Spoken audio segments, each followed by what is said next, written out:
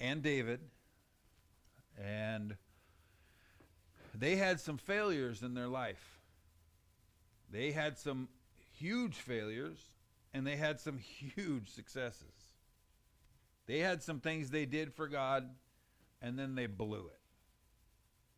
And then they had some things they did for God that were pretty crazy after that. After they blew it.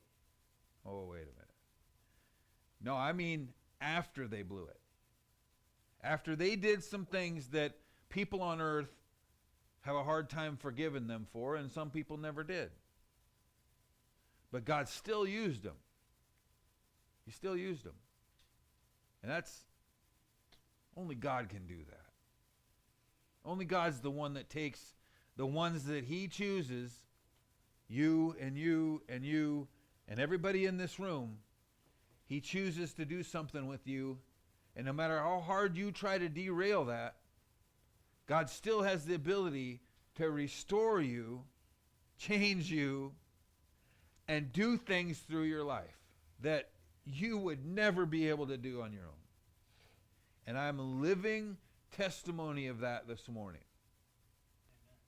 I'm living testimony of that this morning. And that, it's really hard for me to talk or even think about without coming to tears. I don't know if I'll ever be able to just talk about it and with a dry eye, because it so affects me.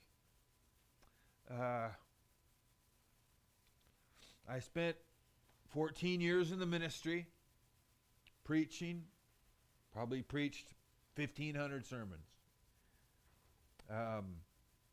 Preached to a lot of people, preached to little groups, preached in revivals, and I loved Jesus.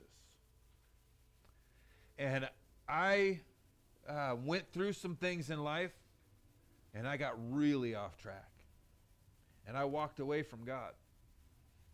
And I did some things when I walked away from God that got me in prison.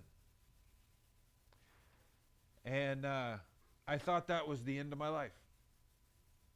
I mean, I can't emphasize anymore that there was not a single thought in my mind when I was at that point 6 years ago that there was any other thought than my life is absolutely 100% over, and there's no reason, not one reason, not even a 1% chance that I should even live anymore. That's where I was at.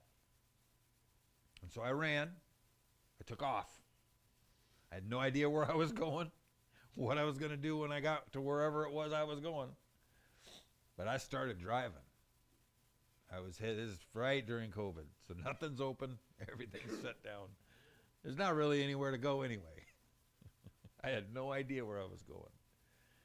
But I was going there fast, probably somewhere to die, to be honest with you. I thought people were chasing me. It was crazy. The depths of sin, what it does to our emotional body, to our emotions and our reasoning is crazy. So we're going to read, and this probably will spill over into next week, I'm guessing, because there's a lot here to go through. And let me just start by saying this. I said a little bit about this earlier, but what we're going to talk about today can be life-changing. Turn up your expectation today. Right? Like a dial on the radio. If you have any expectation in life, turn that up to 100 today. As far as you can turn up expectation, and that thought in your head that says, nah, nothing can happen good in my life. Nothing can from now on can be good. Those thoughts, I'm telling you, put them out of your head today, please. They don't have any place in here, and they're going to get in the way of something great God is going to do in your life. Okay? Turn up your expectation today. Not to what you can physically do in your ability, what you can think of, but turn up your expectation to match what God could possibly do in your life. And when we read Scripture, we see a whole lot of things that God did with a whole lot of people that were just like you, that were not perfect. Moses killed a guy. Okay? David killed a guy. An innocent guy, just so he could have a woman. I mean, brutally killed this guy. And God forgave him and used him after that. Okay, so I'm not talking about the end of things today. We're going to talk about how they got there. But then we're going to talk about, probably next week, we're going to talk about where God went from then. Right? We're going to talk about when we hit rock bottom, when we crash, when we find ourselves in a place that is impossible to ever think that we can do good things now. That's where God goes. That's where God meets us. And that's where he really begins to work. I can imagine God, when he sees us at rock bottom and goes, all right, we got a challenge. Let's do this thing. And he looks at us and he doesn't think, boy, this is going to be really hard. Doug has really got us and me in a bad spot. He's going to really make me work for this one. That's not what God says. God looks at Doug with mercy and he goes, I see a little bit of something I can work with him. He's at the place where he believes that I can do something in his life. I can work with that. Right? When Doug is at the place where, I got life under control. I can do this thing by myself. I don't need God. That hamstrings God. Right? That puts handcuffs on God. Because now Doug doesn't even think he needs God. Right? Doug's going, I got this thing. And the whole time he's thinking this, he's going like this. He's crashing and he doesn't even know it. The title of my sermon this morning is called The Fog of War. The Fog of War. Because whether we realize it or not, we are in a battle. We are literally in a war. And the war is our life and success, health, our, what I believe, destiny. The thing God created us for. That's what we are in a battle for today. And this world gets us sidetracked. It goes, oh, look at that. Look at that thing. Ooh, wouldn't that be cool? And God is trying to get us to go this direction because he has a plan for our life that is really cool. I don't mean sitting on the couch and chilling. That kind of cool. I mean going after life and conquering kind of cool. Doing things that seem impossible. That kind of cool. That's the life that God has for you. But we get distracted. We do. All of us do. I got distracted bad. So I know all about this thing. And you have to understand today that I'm not preaching today from a place of high and lofty, like I don't know what I'm talking about. Believe me, everything I'm talking to you about today, I've been there at the worst, at the bottom of it. And what I'm professing to you today is that God is capable, not me. I'm not stronger than anyone else. I'm not more talented than anyone else. I didn't get to this place because of me.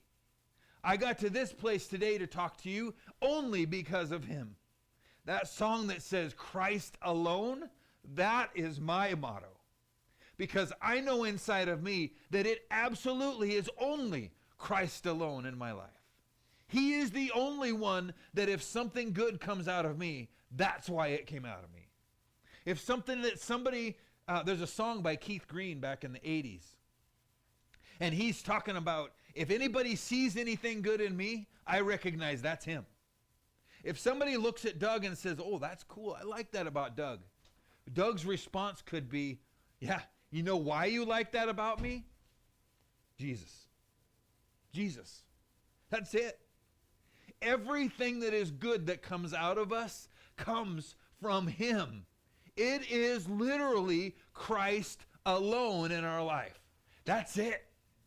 And so I profess to you today that everything I talk about is because of him.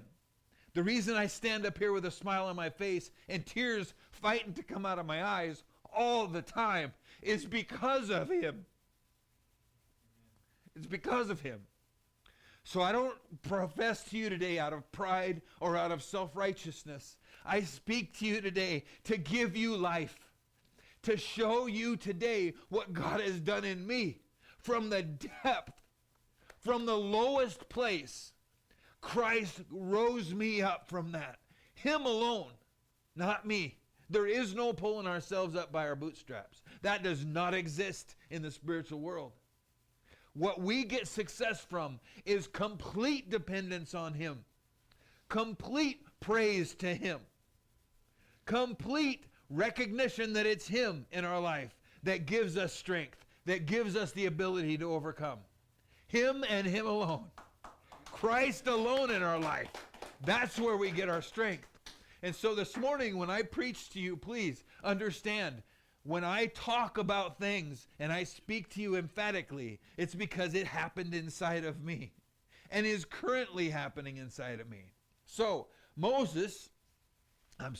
Samson, let me get my glasses on, maybe I'll say the right guy. In those days, a man named Manoah from the tribe of Dan lived in the town of Zorah. His wife was unable to become pregnant, and they had no children. And the angel... How many times have we seen this in the Bible? This lady couldn't have a baby. Does God go, oh, guess I can't do anything there? Mary, that had Jesus. Yeah, we're going to not even go by the way that the world works. We're just going to put a baby in her. I'm going to put Jesus in somebody that didn't even have sex ever in her life, right? We're going to do that because I can overcome. And He can do the same thing in your life. Yeah, you've made mistakes. You've come to rock bottom. And this is how usually happens to people that hit rock bottom. They just keep going and they die. And Jesus looks at that and goes, nope. I don't have to operate that way because I'm God, right? And so when you're at rock bottom, you turn to Him, and this trajectory can change because of Him, right? Okay, so we got this couple, and they can't have a kid. And how many women that can't have a baby have ever been sad about that? Pretty much probably 100% of women that know they can never produce a child have been sad about that. So this is Manoah and his wife. His wife was unable to become pregnant, and they had no children. The angel of the Lord appeared to Manoah's wife and said, even though you have been unable to have a children, you will soon become pregnant and give birth to a son. Okay? Even though your whole life you couldn't have a kid, I'm going to put a baby in you because I got other things in mind. So, be careful. You must not drink wine or any other alcoholic drink, nor eat any forbidden food. You'll become pregnant and give birth to a son, and his hair must never be cut, for he will be dedicated to God as a Nazirite from birth. He'll begin to rescue Israel from the Philistines. Okay, so God's got a plan. I'm going to rescue my people. My people are the Israelites. These Philistines are bad. I mean, they're out of control. The Philistines were not good people. I'm not going to compare them to anybody in our world, but they would have been like the kid that's in the grocery store that's running everywhere, knocking stuff off the shelves, that's running crazy throughout the store, and nobody can control him. That would have been the Philistines. Right? They were out of control. And they started to like to pick on Israel, God's people. Okay? So when this thing was going on, God says, I've got a plan now. I'm going to rescue my people, and I'm going to do it through this child. And I'm not just going to bring this child into the world like normal. I'm going to, from the very beginning of Samson's life, I'm going to do the impossible. Right? I'm going to have somebody who can't even have a kid. I'm going to show how powerful I am by putting a baby into a woman that can't even have a kid. So we're going to start this thing off with a bang. So Samson's born, and this is what happens.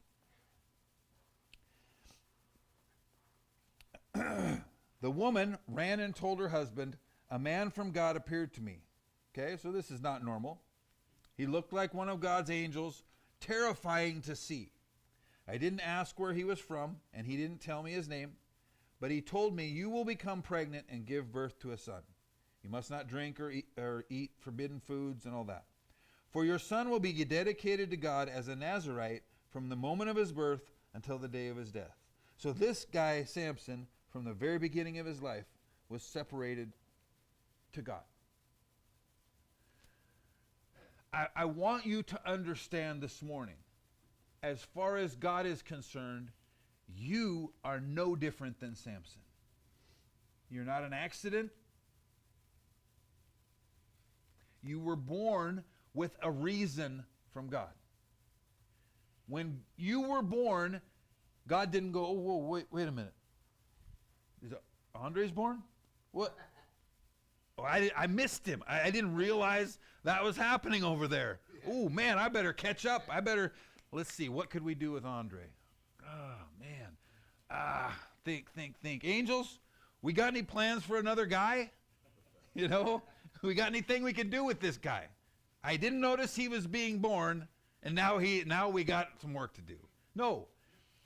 God has plans for your life, and then you're born.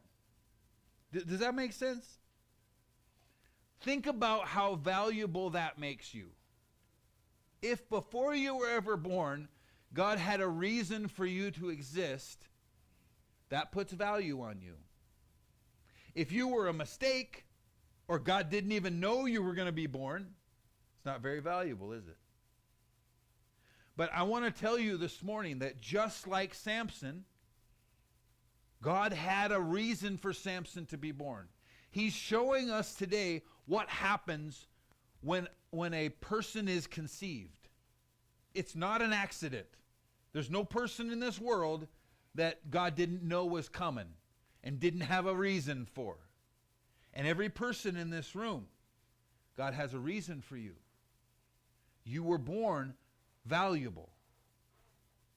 I don't care how talented you are. I don't care this morning how many times people have told you you're dumb, how many times people have told you you're worthless, how many times people have told you or treated you like you're worthless. I'm telling you today that there could not be a more valuable person on this planet than you. Really. That's you. Okay? So as we're going through this and talking about our path and what gets us off this path, I want you to first understand how important you are. And put yourself in Samson's shoes. And when he was born to save Israel, you were also born with something that God had planned for your life. And part of Christianity is finding out what that is letting God change you, restore you, forgive you, clean you, and bring you back into the place where you now can see, this is why I'm alive. How many have ever asked the question, why am I even here? Raise your hand. Ask the question, why am I even alive? Yeah, right. And I believe this. I believe God will show us that. He'll show us that. We'll start to feel different. Things will start coming into our head. I kind of feel good about myself and why I am here. He will start to show us that the closer we get to him. Okay. We are not going to get through all of this.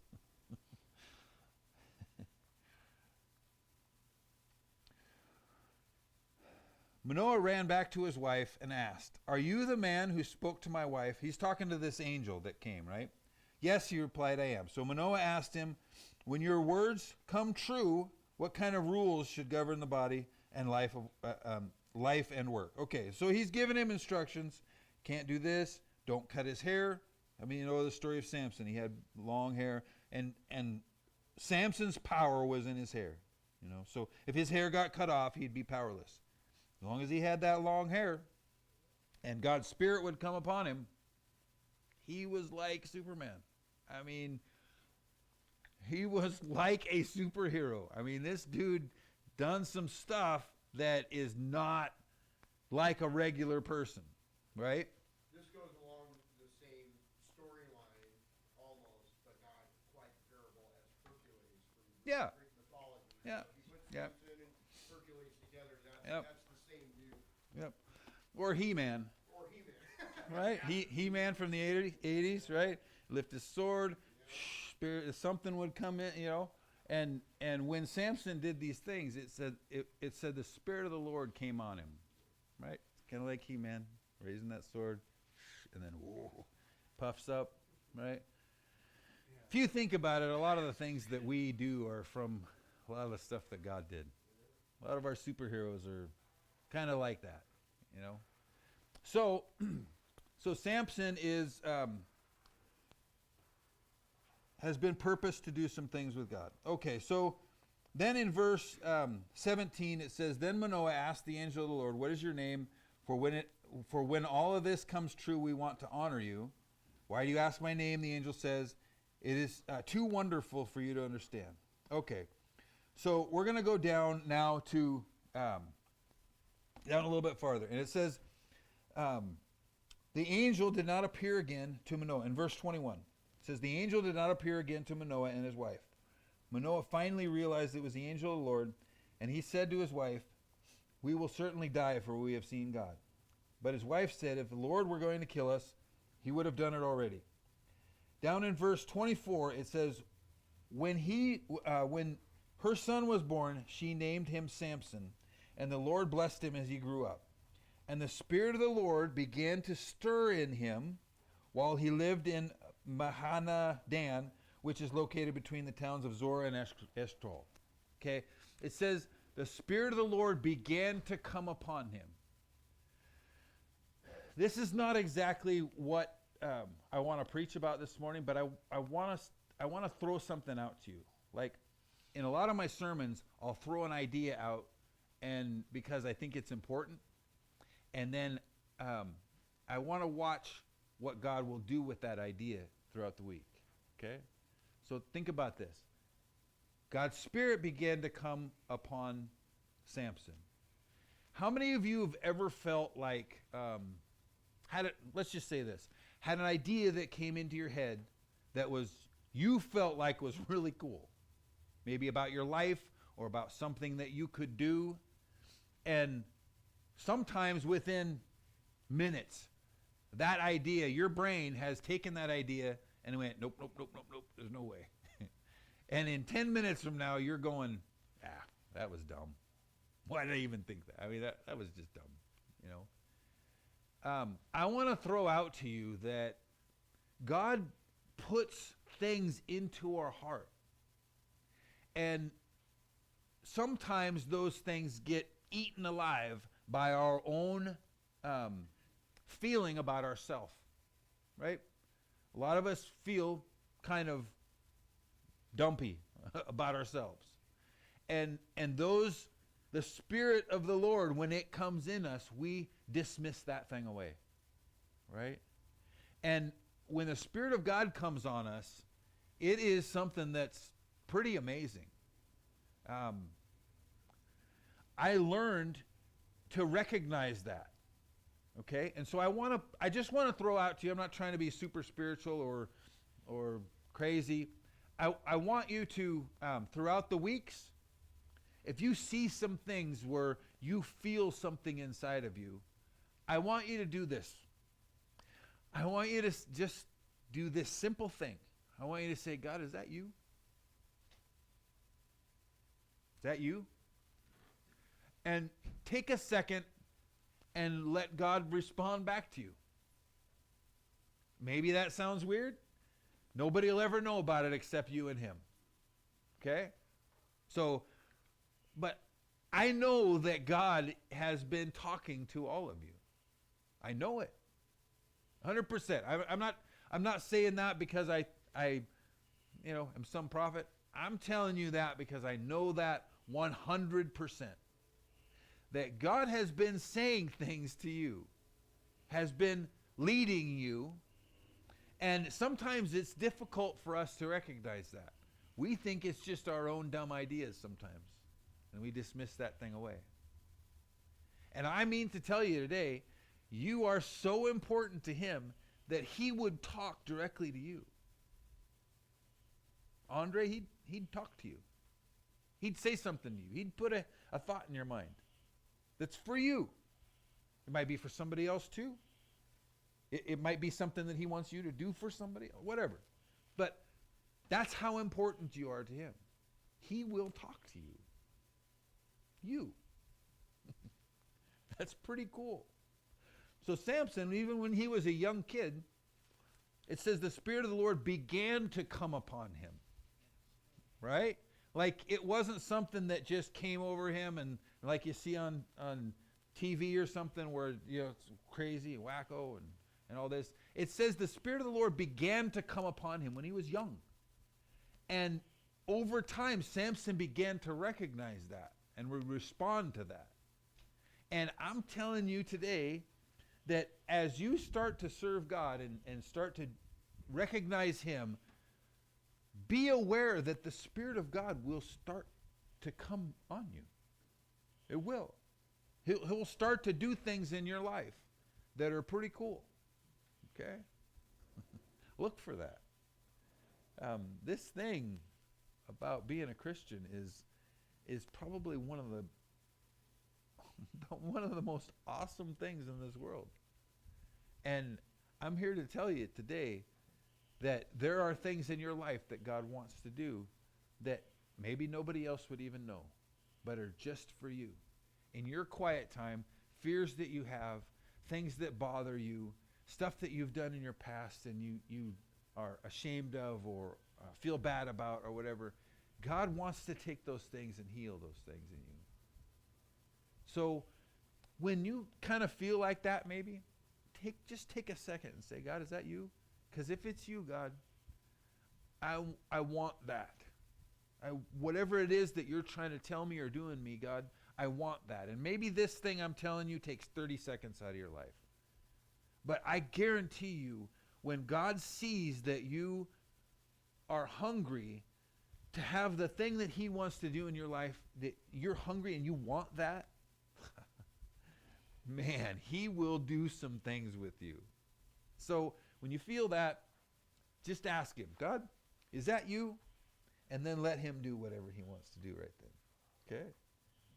Well, I think, this is just me talking now, but I think we miss a lot of those things throughout the course of our life. When we dismiss that away, I think we miss things. God wanted to do something. I feel so strongly about God right now. And if we'll just take a minute and go, yeah, whatever it was I was doing or thinking about, I'm just going to think about you for a minute, God, and see what you'll do with me. All right, anyway. Okay, let's get on track here.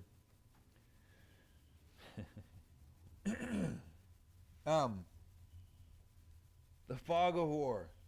All this exciting talk this morning. We're going to begin to talk. We'll probably talk about it again next week.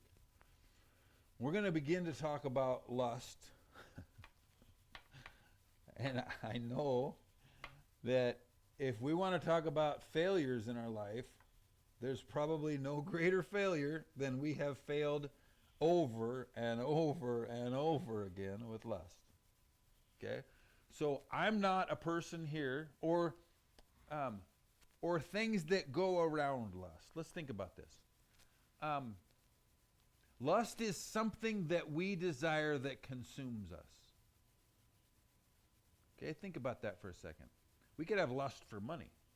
The Bible calls that love of money, lust for money. Okay? It's something that consumes us, that directs us away from God. That when we're so consumed with this thing, that it causes us to get away from God. That's lust in a bigger, when we're talking about lust of the flesh or of another person, right? That's a specific lust. But there are other lusts. Lust is something that consumes us. And we're going to see over the next week or two how Samson got consumed with lust. And so did David. Okay? We're going to talk about both of those. We're going to talk about that process. How do we get from here to here, and how do we stop that? Right? Okay. So, don't, please, this is a very exciting sermon. You got to trust me. I know that when we start talking about lust, most people go, oh, geez, I feel like I cannot do this thing. This is not fun at all. He said he was going to be excited about this sermon, and now I know this isn't exciting because I don't like this, right? So let me just point out that that's probably your flesh saying that because I guarantee your flesh doesn't like what I'm going to say today and tomorrow and next week. I promise you, hates it. So let's put that aside too. Let's give our spirit a little bit of a chance to respond to what God's word says. Okay? Let me tell you something about the lust, your flesh. Okay? It's a real thing. Your flesh is that kid that's running through the grocery store. It is a whiny little brat. Your flesh wants what it wants, and it wants it now.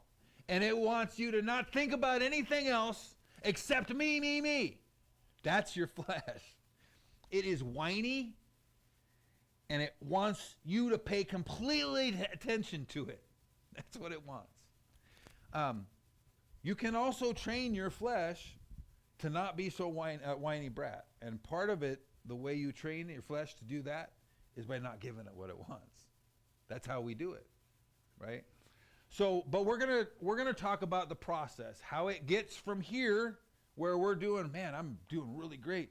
This God feels so good in me, and God's doing some great things, to where we're way over there, just running our life over a cliff, right? How do we get from there to there?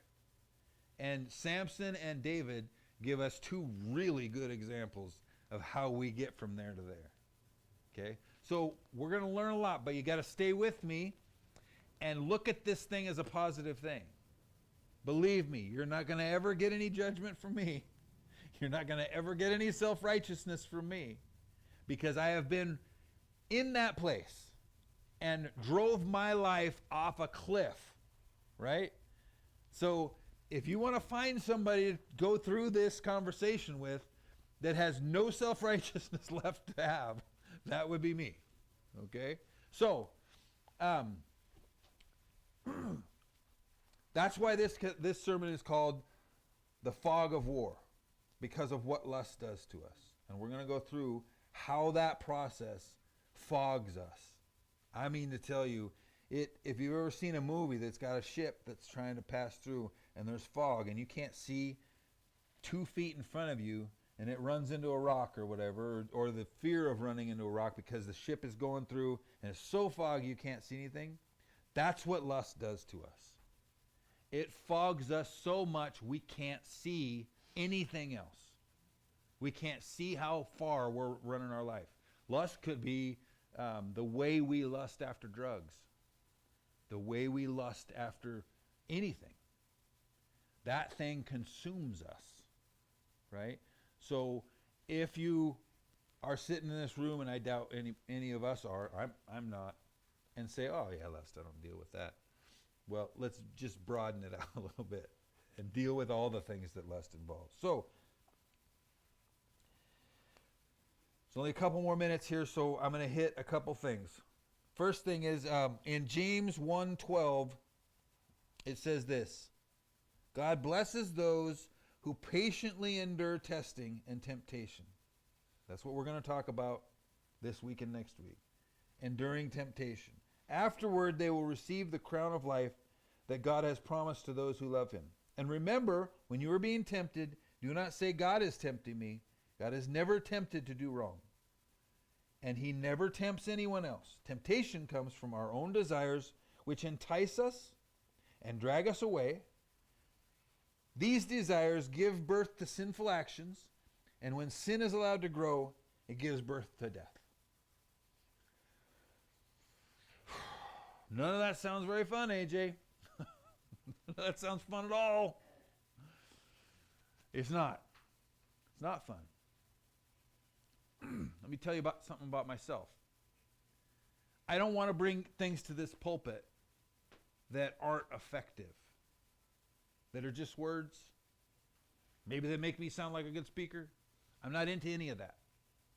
I'm into bringing some things to you guys that are going to change your life. And if I didn't believe that the thing that I'm preaching will absolutely change somebody's life in this room, then I'm not interested in speaking it. Even if it's something that's difficult. And I understand this topic is difficult. But we're going to go to a place where I believe 100% in my mind that we are going to start to see something different in our life. Okay? We're going to see some things that we didn't think were even possible. So it entices us, it leads us away, and then it leads us to death. I've seen that cycle happen to me over and over and over and over and over and over and over and over. My whole life. My whole life. And then it led me 6 years ago to the very death. When I read that scripture, I'm like, yep, that's exactly what that does. I lusted for life, things in life. And it led me away to the point where I ran my life off a cliff. Okay. So how did that happen? Because I didn't see it. I didn't even know what was going on. I literally woke up a couple days after, and I'm driving. When I was running, I'm driving, and I literally looked up at the road, and it was like the fog came off of my life, and I could see where I was at. Before that, I could not even see where I was.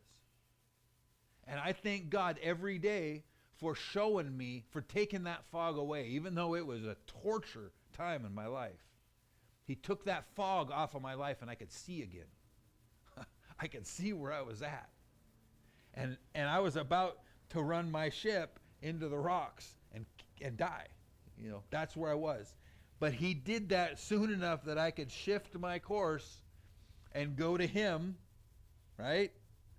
That's the hope in this whole thing. And so when you come this week and next week with anticipation, I want you to anticipate something that's going to be unbelievable out of what I'm going to tell you. I want you to anticipate that, because I am not speaking up here to drive anybody into the ground. The only reason I'm speaking up here is because I 100% believe, Doug, that God is going to do something unbelievable in your life. That this is going to bring life to a person, to an actual life. That it's going to bring something unbelievable in you. So if you're not believing that yet, take the enthusiasm that's coming out of my life right now. Okay? Take that enthusiasm and put it in you, man. Either he's crazy up there, either he's just a wacko, or he really believes this. And if he really believes it, I'm going to go with that. Okay? Maybe there's something to that. Maybe there's a reason why he's speaking so excitedly about this thing. Right? Okay. I got like 7 minutes. Oh, boy. So we'll start this. Check this out. This is my this is my first point. Okay. It starts with a thought or visual. So check this out, what happened with Samson. It says one day now Samson's grown now. And he'd done some crazy things before this. I mean, God had spirit had come on him, and he'd killed a bunch of Philistines, and he started rescuing. Samson is not like a preacher that you would think, you know, he's a good guy, or God did some crazy when God's spirit came on Samson, he went out and did some bad stuff to Philistines. Okay? But he was rescuing the Israelite people. So here's Samson, and he kind of became lackadaisical about his life. And he kind of thought that he kind of had this thing going on and nothing could touch him. And look what happens. One day, when Samson was in Timnah, a city, one of the Philistine women caught his eye. She caught his eye. He's just minding his own business, kind of being lackadaisical in life. And he's looking around, and this woman caught his eye. This woman was a Philistine woman. She's not an Israelite woman. She's an evil woman. She is not who God had planned for Samson's life at all.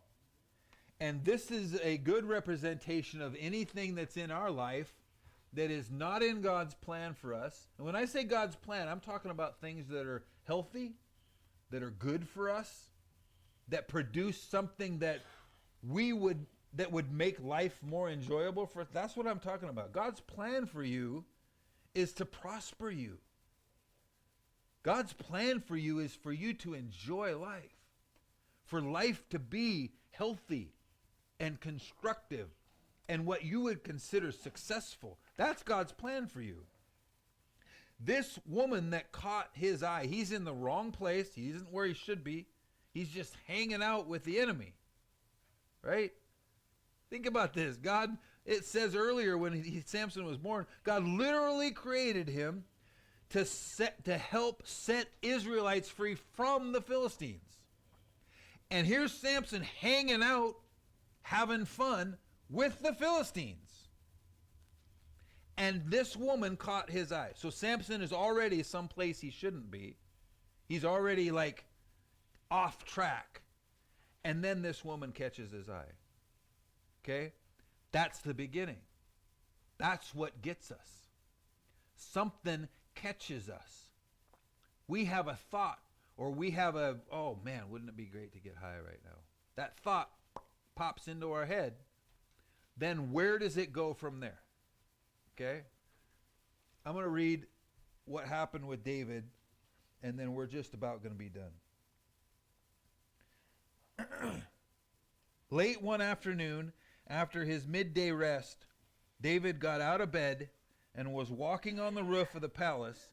As he looked out over the city, he noticed a woman. This is Bathsheba, the one that he had an affair with. He's just minding his own business, looking out over the city, and his eye notices a woman bathing because his castle is above the rest of the city. So you're looking down on houses, right? And he sees Bathsheba down there bathing, right? So she probably doesn't have a lot of clothes on, I would imagine. He notices her. He catches her eye, just like Samson. Just like Samson. And we know, we're going to find out next week, we know where that led them both.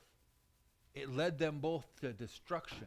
But it started right here with that catching of their eye. He noticed Bathsheba. And it says, Samson said, when he got home, he said to his parents, he says, I want you to get me that woman. And David, when he got home, he sent his servants to go get Bathsheba. Go get her. Bring her to me. I mean to tell you, this thing that they noticed, both of them, instantly consumed them. It was the only thing Samson could think about was this woman. Instantly. Noticed, caught her eye. Instantly now she's thinking about nothing else but this. And David was so consumed, he sent his servants to go get that woman and bring her to him, and he had sex with her right there. Boom! Instantly, this thing consumed them. And how many times have we been in situations where some thought about drugs or some lust or something will come into our mind, and that thing just consumes us. It consumes us. And it's the only thing we're thinking about. We might be at work, but we're thinking about getting home and getting high. That's the only thing we're thinking about the whole day now. Because this thing caught my eye. This thing caught my attention. And now I am so off track, and it only took seconds. It took the beginning of this thought. This meth caught my eye. This woman, this picture, this person that I saw when I'm driving down the road caught my eye, and bam, now all I can think about is that picture that's in my head now. That's where it starts. It's where it started with every person in the Bible. Okay?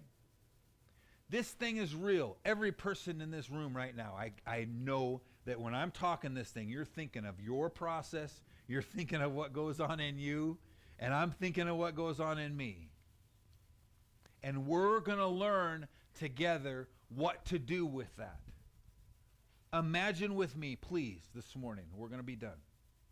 Imagine with me, please, this morning, if this thing that you know happens in your life, what if you could overcome that? What if you had a process that really worked? What would you do? Wouldn't that be cool? Wouldn't that be cool? So, next week, I want you to come with anticipation. I'm going to promise you one thing. Next week, I'm going to lay out something that's going to blow your mind. And as a group, we are going to start overcoming the lust that consumes us when it catches our eye. Okay? And it's going to be exciting. It's not going to be easy, but it's going to be something that gives us hope. It's going to be something that gives us a new life, a different life, a different way to travel. I did the same thing and expected different results over and over and over and over and over and over again. And I'm going to give you a new process to get a different result. God, we're going to ask him one thing right now, and then we're going to be done. God, let's pray. The only reason any of this stuff would possibly work is not because of my brain thinking of something smart. God, to start this thing, I profess to you that you this morning, God, are the only one in this room that can change our lives to be a successful, healthy life that follows your will for our life. You are the one, God. You're the one that changed my life. You and you alone. And so this morning I pray for my friends and for myself that are in this room today. Throughout this week, I pray that you will begin to stir inside of us a desire to walk holy with you. And that we put our hope and our trust in you, that you will show us how to do it. And that this thing that you're going to show us, that it really will work. So God, I pray you'll do your work in us. And I come excited only because I know that you're going to do some great things. We praise you. We're thankful to you.